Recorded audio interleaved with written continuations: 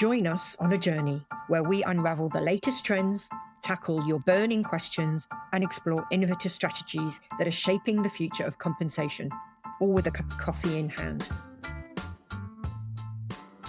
Hello and welcome everybody back to another episode of Comp and Coffee. I'm your host, Ruth Thomas, today calling in from Seattle, where I've been working on an offsite this week. We are returning to the topic of pay conversations. We know this is something that many of you are focusing on in the age of pay transparency. We've been having fun in terms of our brand campaign and socials around the concept of the telephone game that we often have when it comes to pay conversation. And I have invited not one, not two, but three of my colleagues here today to unpack this topic, find out what happens when the telephone game goes wrong and the types of things we can do to try and improve it. Ultimately, we know that, miscommunication around pay isn't just frustrating, but it can really undermine trust and engagement and ultimately business outcomes. So hopefully you'll find the insights from our guests today useful as you think about, particularly we're coming to that time of year as we're entering into preparing for compensation season, thinking about some of the tactics that you might want to take away to deploy as we go through this year-end process.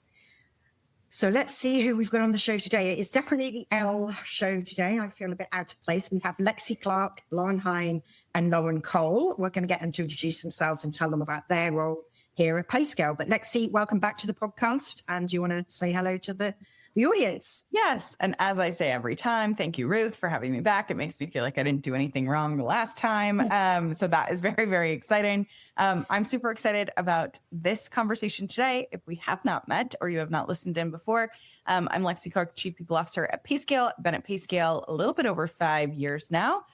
Always wild to say those words out loud. And before Payscale was most of my career in early to mid-stage tech in the Seattle area, where Ruth ironically is because we were together for an offsite over the last few days, but I am now calling in from Denver today, which is very sunny and very dry compared to Seattle.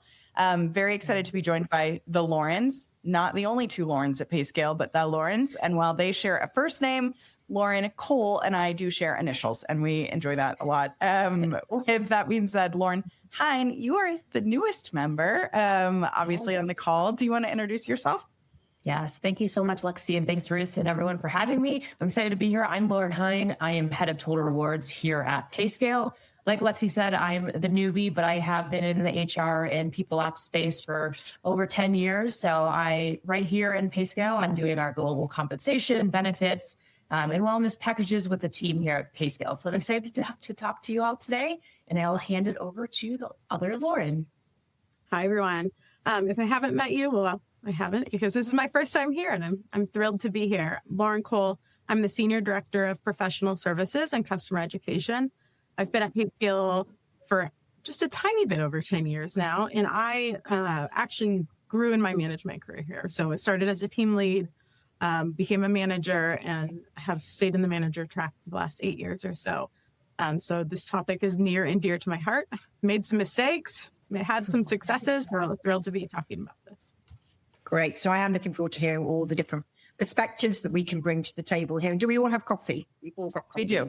This is a podcast. You may not be able to see, but we are all holding up our cups of coffee. So, home of coffee, Seattle. I did go to a Starbucks this morning. So there we go. Okay, good. There you go. There you go, Ruth. Hey, this is William Tincup, and you should know about the You Should Know podcast. It's a topical, fun podcast with Ryan, myself, and a guest, or guests, plural sometimes, and we tackle the most timely topics of the day. Give it a look, give it a listen, and subscribe. Thanks. Go. Right. Okay. Let's talk about that game of telephone when it comes to pay conversations. Something that's also probably quite risky as we think about the labor market, economic environment, and potentially like pay budget environment that we're going into. Is going to start to get a bit challenging. So we often get the case where HR drafts the pay update, managers interpret it, employees potentially hear something entirely different. And as I said, we're at a time when we are potentially going into a year-end process where salary budgets, according to our salary budget survey and many others here at Payscale, we're going to see like lower salary budgets, really getting pay communication right is going to be critical. So Lexi, let's talk about that game of telephone. How do you see that playing out, and how does that impact trust and engagement, particularly in the environment we're in at the moment? Yes. I mean, I think the biggest thing is like the game of telephone is real, especially when it comes to talking about compensation. You know, as we've navigated this even internally ourselves over the last few years, the more transparent you are, the more at risk you are, right, of those messages getting lost along the way. And we've tried a couple different tactics throughout the organization to get everyone kind of on the same page or speaking from that same language. I think, you know, most importantly, the first thing that I'll say, and then I'm happy to talk a little bit around some of the tactics we've used internally. But, you know, you can build the most thoughtful, intentional compensation strategy and approach in the world. But unless you've got communication to really back it up, and you're kind of controlling for where you can control in the game of telephone, a lot of that gets lost by the time that it hits an employee conversation. And that is really hard, right? I think that compensation is one of the places where you can either build or break trust in that employee experience lifecycle. And so, you know, the most evident example, if you're a practitioner on this call, you've probably heard someone come back and tell you, you know, I want to have a conversation around my merit increase. I talked to my manager about it, but they said I have to talk to HR because HR decided what my increase was. That has been like tale as old as time. Everyone internally here is used to when someone comes to me and says like, well, you know, I heard Lexi said, I'm like, Lexi, who is that you're referencing? So but I do think that those messages can get really lost, and there's a lack of kind of ownership that goes into that. And so, you know, the less clear the message is, or maybe the blurrier that the game of telephone gets, the more at risk you are, I think, of losing that trust or that engagement in that conversation. And the reality is when a manager has those conversations of like, well, I didn't really make this decision, you know, somebody else is, well, it might feel good in the moment. It actually like really deteriorates that relationship between the employee and the broader organization over time. And that's something I think we focus on a lot. Tactically, what we have done to try to mitigate that wherever we can is we do a big push for training. That's not just live training, but it's also just resourcing. Like we've got a whole kind of intranet page, FAQs, all of these things. We recently introduced a concept at our last quarterly leader meeting, where it's no, see, and do for managers, no, say, and do. And so it's what do you need to know? What do you need to say to your team, and what do you need to do? That has been a really impactful, at least kind of tactic so far. We got really good feedback on that up front. But those are some of the tactical ways where you can take a message of what you're trying to push from an HR or an executive standpoint and really disseminate that down effectively. And I think that does a lot to keep that trust. Great. Thank you, Lexi.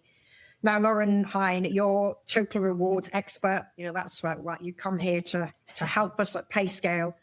This isn't always just a pay conversation, you know, particularly in an environment where pay budgets may be getting slimmer.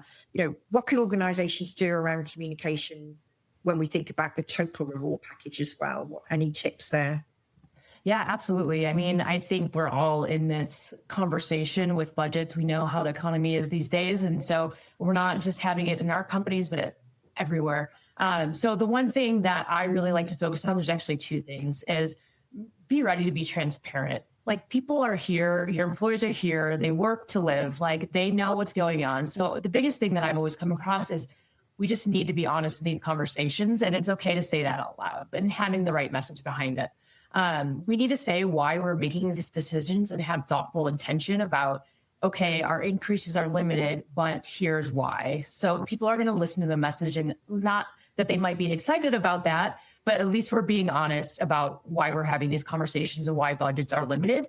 And the other thing that I found when budget's limited in terms of merit is leaning into the rest of your total reward strategy. So total rewards isn't just compensation. Yes, it's probably the most exciting part for people to talk about is compensation, but that's not the only lever that you have. So really leading with connection is knowing your people, listen to them, build relationships with your managers, your ICs, your execs. You're going to know what's important to those teams and those individuals. I've had really great success in the past with when budgets have been low, is having connections with even just individual ICs and leading them to different strategies or rewards that we have.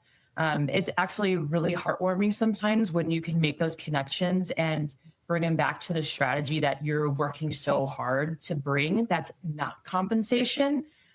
We know sometimes benefits can get lost when outside of open enrollment. So this is a good time to bring those back in and bring that engagement in with those packages that you build. Great, thank you.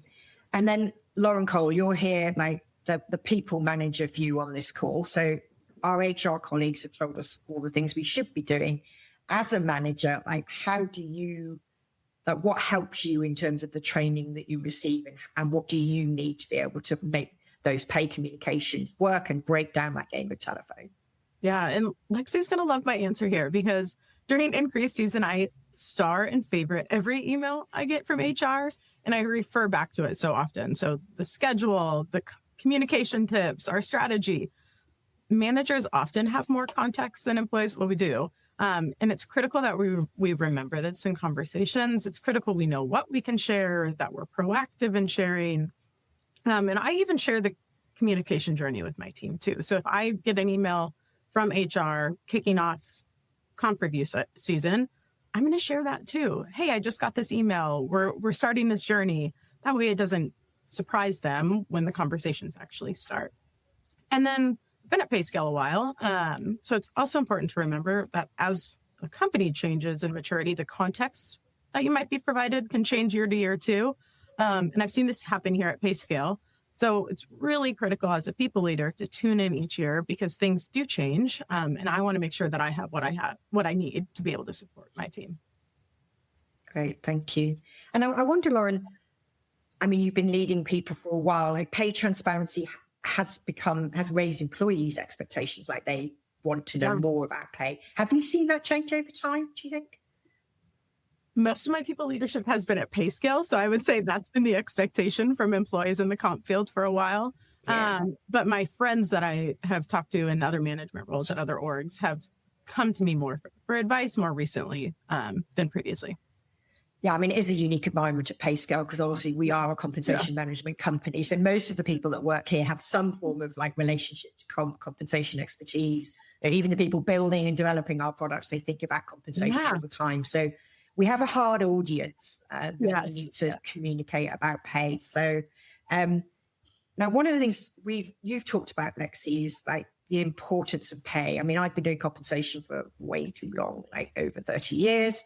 I know I don't look like that. I'm that old, but and I think the one thing that has kept me like so committed to this field and like really trying to like think about how we can improve what we do is just how personal pay is to individuals. And I've been through the times where people said pay wasn't important and we cared more about fruit baskets and maybe like in-chair massages, and pay wasn't important. And I think we've really seen that come full circle, particularly with pay transparency, where, you know, pay really is important to individuals. So Lexi, you know, why is that relationship so important to pay? And what happens when we get these pay conversations wrong? Yeah, for sure. It's interesting, Ruth, you've done compensation for 30 years because you started when you were 10, I think is actually how that worked. But it's a great question. I mean, I think the biggest thing I would say is I'd go back to some of what I said before on, you know, compensation is really an opportunity, I think, to build or break trust. And I think about that trust cycle starting when someone's a candidate, like they are just coming into the organization, they're getting an offer for the first time, and they really get a front row seat, right, to, you know, how you talk about what offer you're giving them, especially in an age of transparency where likely you've seen a compensation range, right? Like that entire process, I think, is the first opportunity to really engage a candidate in that way. And then every compensation conversation after that is an opportunity, again, to reinforce the trust or chip away at that. I think the thing that is really interesting to me, so I listened to, and I've talked about this a little bit this week, but Brene Brown, I'm a fearless Brene Brown follower, spoke at one of the Fortune events in the last week or so, maybe 2 weeks. And one of the things she talked about is that all employees and all basically kind of like humans are living in this time of uncertainty, and that it's more important than ever to find the places of certainty that you can reinforce in your employee life cycle, in these conversations around changes, anything like that. And I think about compensation at the heart of that. There is a lot of uncertainty, I think, in the macroeconomic environment, especially if you're, based in the U.S. There's a lot of uncertainty in the age of AI. There's a lot of uncertainty around pay transparency. Some companies have adopted, some have not. We still see states continue to either put it forward or kind of pass it. But, I think what's really interesting is like compensation to me is an opportunity to reinforce certainty. And that certainty of the conversation can be based around transparency into the decision. It can be based around the data that you're using. But I think the most important thing is like, you should pull in all the data. You should do all the things that we're talking about. I really, truly believe in that. The reality is someone is going to take what you give them and they're going to go home and they're going to support their family. They're going to pay their mortgage. They're going to think about, investing in maybe getting one of their kids into college, right?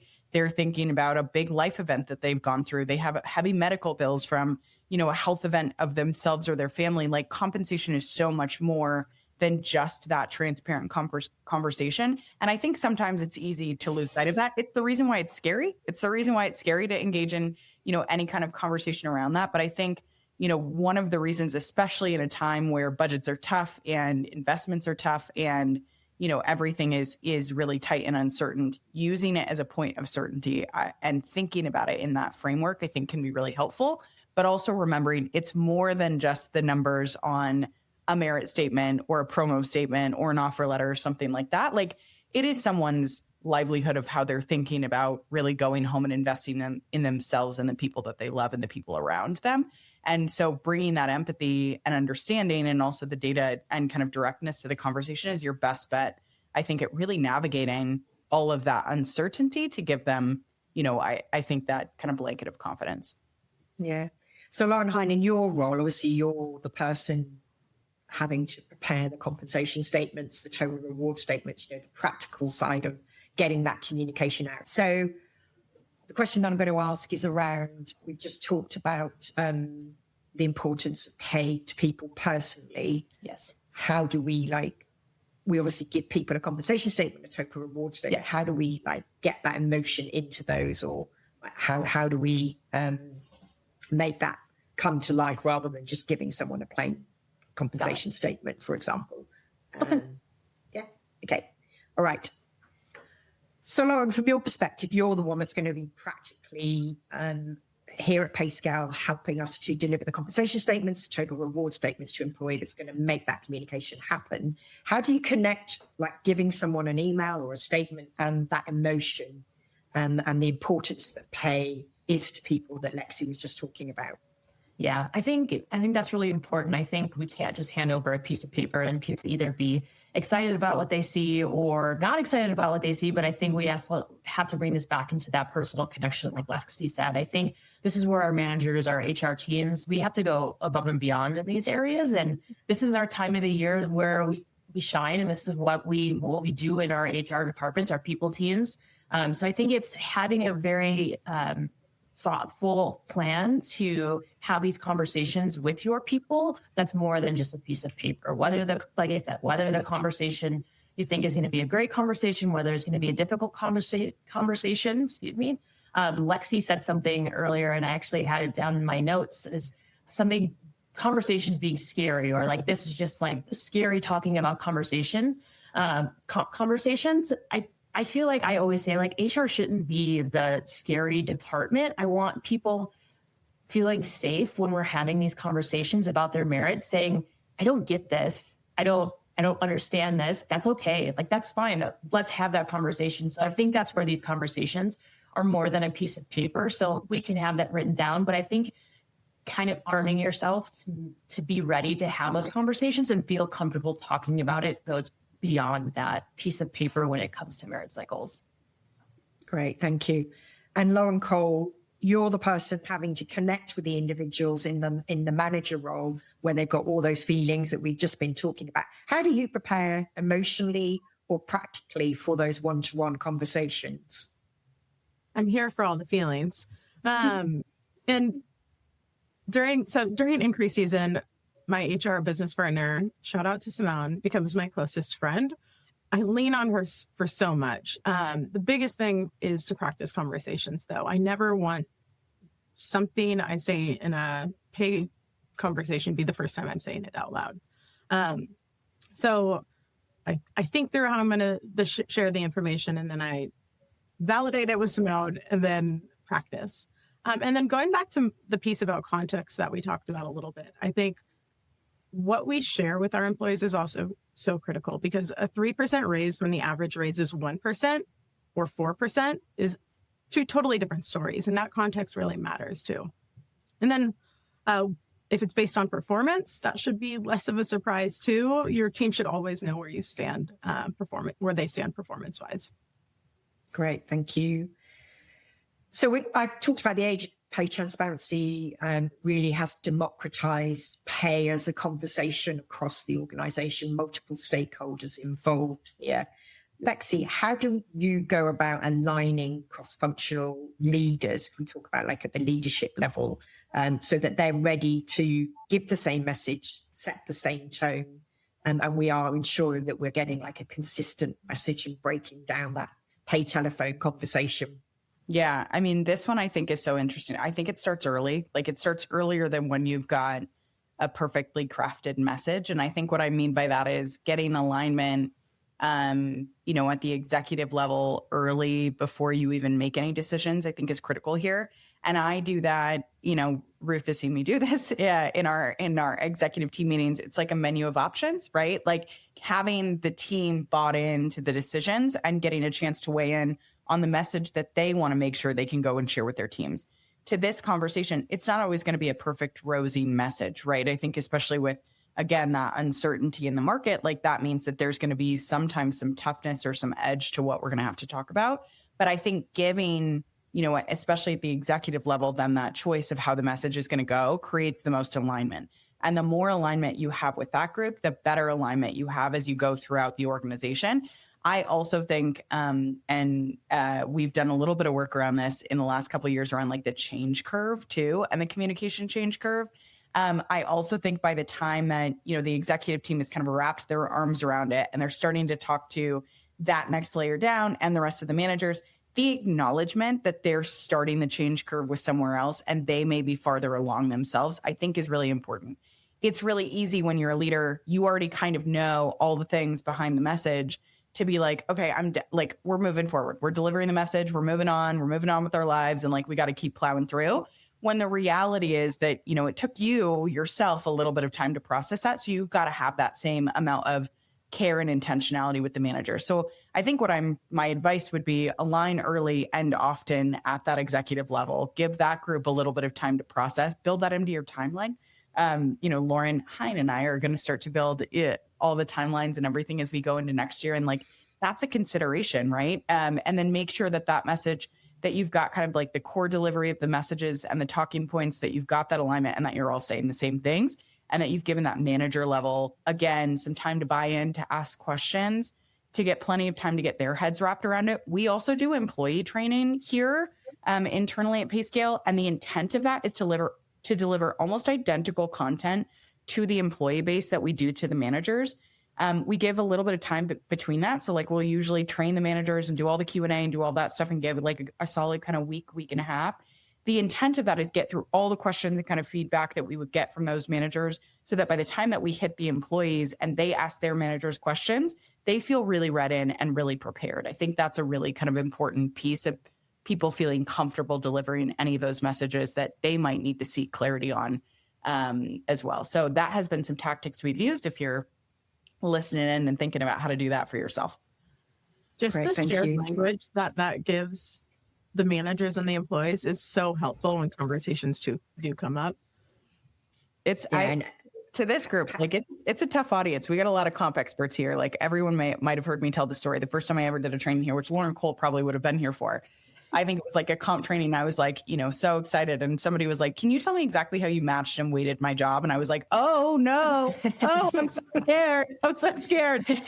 So the bar is high. The bar is high around this joint. But it's good. It's really good. Yeah. I mean, it helps in a way in the fact that they understand, a lot of like communicating how pay is determined can be quite complex. There's a lot of technical terms that we use. So that kind of helps. Most pay scalers understand that. But as you say, they're a very discerning audience. So making sure that we make that communication clear and consistent is really important. So talking about that consistency, Lauren, Hein, what tools or frameworks can we use to help managers keep that consistent messaging? Yeah, absolutely. And I think don't overthink it. We're not reinventing the wheel here when it comes to the communication. I mean, a good old, webinar, talking with all your employees, talking with your managers, like that, they just want transparency. So, I mean, the big thing that Lexi pointed on is in these trainings is mirroring them. They should be the same message. So in these messages, like create clear human manager trainings that everyone can understand. So whether you're doing it in PowerPoint, you're doing it in Google Drive, I mean, try to get out of Google Sheets if you can. We know that's always a mess.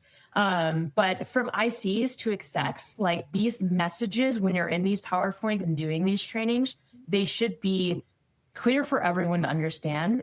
You have to remember that in these trainings that you're creating, you're the subject matter expert, and not always are your people. At Payscale, we're a little different because everyone talks comp all the time, but it's okay if someone on even your executive team doesn't understand like what your merit cycle is, what your comp cycle is. So creating clear trainings in whatever tool you're using, I think is the biggest tool that you have. And then Lauren, what's really helped you, Lauren Cole, in terms of materials or talking points? What's been the most useful to you? I wish I could say I planned my notes based off what Lexi and Lauren had said, but honestly, some of the most basic comp fundamentals are what is the most helpful for me to prep. And I feel like this is where I see the biggest gap between HR and leaders too. I can't go into a conversation and be authentic if I don't even know what I'm talking about. So it's helpful for me to know best practices on where should someone fall within a range at what point in their proficiency. It's helpful for me to know, was a merit matrix involved? How does a merit matrix even work? It's helpful for me to know, does our company have a strategy and a philosophy for comp? What is that strategy and philosophy? And I guess it goes beyond even just knowing what these things are, but I also need to be able to go to my team and explain that. So I need to know it well enough and deep enough that I can explain it in conversations. Yeah, and I mean, that's a good point, Lauren, because obviously you get managers joining at different times. You often got new managers coming in. You need to make sure they understand the whole story because the comp philosophy really is maybe something they learned during their onboarding. But that is a critical part, being able to give that overall framework of why we pay the way we pay, why your pay is progressive the way it's paying, and what is it that, what are the real factors that we're looking to reward there. Yeah. And one thing I think that Lexi and team have done well here is explain how we've changed along our journey in maturity too, because that context is really helpful if I go into a conversation, especially if I was a newer manager to our organization. Knowing that something has changed is helpful. Yeah. Okay, so we've heard a lot about how to make sure we get consistent pay conversations. We know, the environment that we're going into, there are going to be some tough conversations around pay and pay progression. But we have to remember that every pay conversation is a chance to build trust. And I think that's one of the key messages we love you to take away from this episode. And ultimately, trust has a currency all of its own. And putting the effort into focusing on great communication around pay is free. I mean, obviously it's not time free, but it is something that you can gift your employees with and your managers in terms of helping to ensure that we are making sure employees understand how they're valued. I do think very much about context at the moment. I was reading some research from PwC. They do a great employee sentiment survey every year called the Hopes and Fears survey. And in that, they were covering about how pay remains a source of stress for employees at the moment. And that their 24 studies show that 52% of workers said that they feel financially stressed today, and only 45% have money left over at the end of the month. And that financially stressed employees are 5 times more likely to say personal finance issues distract them from work. So you also need to think about that context, how are you going to address that through this whole process? Again, it comes down to like pay has a lot of feelings associated with it and means different things to employees. So as we close out, Lexi, what do you think success looks like when it comes to communicating pay this year? Yeah, I mean, I think it's like summarizing. I think a lot of what all of us talked about. I think really making sure that or that you're helping the organization to drive those. I always summarize it down to a couple bullet points. So much more than that, but just a couple kind of like core talking points around the why, the how, all of those other pieces. I think is really important. It's important that you in an HR team or a rewards team are aligned to that. It's important that the rest of the organization is aligned to that. And then everyone is saying the same thing. I think the next thing is, use data in those conversations. Data is your friend, data around the market, data around what we're seeing. But the most important thing I think is just that be human aspect, and remembering that, Ruth, to everything that you just shared from that research and that study, compensation is more than just the memo that you're handing someone. It's really what fuels and powers someone's lifestyle, and the relationship that they've got, with their family and kind of with everything that happens outside of maybe the 9 to 5 or the weekend. So I think bringing empathy and understanding into those conversations, especially in a time where it's a tough message or that there's a lot of anxiety or fear, I think is really important. The other thing is Lauren Cole and I had a chance to do an internal communications training a few months back. And one of the things that we said is you've got to say something 7 times, a minimum of 7 times to get someone to really internalize and digest it. I live by the 7 times rule. I think that you do have to, when you finally feel like you're saying the same thing over and over and over again, and you're like, I think I'm repeating myself, probably means you're doing something right. It probably means that is the thing that, the organization needs to hear. So, I think knowing you can't say something once and have everyone just snap to it and understand, and really making sure that you're pulling both the, the data and the human into those conversations. I think those are the key pieces, I think, in ordering to navigate any of the uncertainty or kind of fear that is happening now or that might be ahead. Thank you, Lexi. And Lauren, hi, what's the one change in terms of a takeaway that you would encourage HR leaders to do to prepare managers for transparent communication? Yeah. Start talking now. Start talking to your people now. How many of y'all and how many of Lexi, Lauren, you've gotten into calibration sessions a week before you're making merit decisions, and every fire has been brought to the table that you could have identified today. So, and you're trying to make 25 different merit decisions in a 1-week time period, and then your budget is going to go in flux, and finance is going to get upset because you're asking for more money. So the big thing is talk to your people, talk to your managers now, have pre-conversations before we get into the times where you can't make the change that you need, because then we're going to, even if you're having those tough conversations, at least we're ahead of them and we can prepare for them. Great. Thank you. And Lauren Cole, what's your one piece of advice that you'd give other managers as they're heading into compensation season? I know you said one piece, but I have 2 pieces of advice. Okay, we'll let you do 2. The first one would be, and Lexi touched on this, is you have to lead with empathy. These conversations are so personal. You never know what's going on at someone's house, what this decision might mean. So just lead with empathy. And then the last one, we touched on this too, is as a manager, never blame HR or the business for any decision. Sometimes it might feel like the easy out in the moment, but it's going to build distrust and resentment with your team and will give you way more work than if you didn't do that in the first place. Great. Thank you. Well, thank you, Lexi, Lauren, for sharing all your perspectives on how to make pay meaningful conversations and making them human conversations as well. I hope the audience have appreciated that today.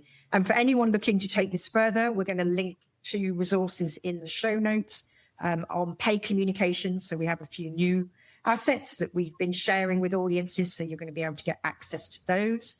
Another call out is we are currently fielding for our compensation best practice report. That's our annual piece of research where we normally get input from over 5,000 HR compensation professionals. It's your one chance to kind of participate in that study, and we unpack all that goodness at the beginning of the new year to look at the key trends in terms of how people are managing compensation. So we'll put the link to that in the show notes as well. You can probably find the link to that over LinkedIn. Please follow Lexi, Lauren Hein, Lauren Cole on LinkedIn, and they're always all posting their insights on there. So please feel free to do that. And if you have anything else you want to say, any topics you'd like us to cover, or anything, tips that you've got on pay communication, then please email us at coffee@payscale.com. And we look forward to hearing from you and seeing you on our next episode. Lexi, Lauren, thank you very much for joining me today. Thank you. Thank you.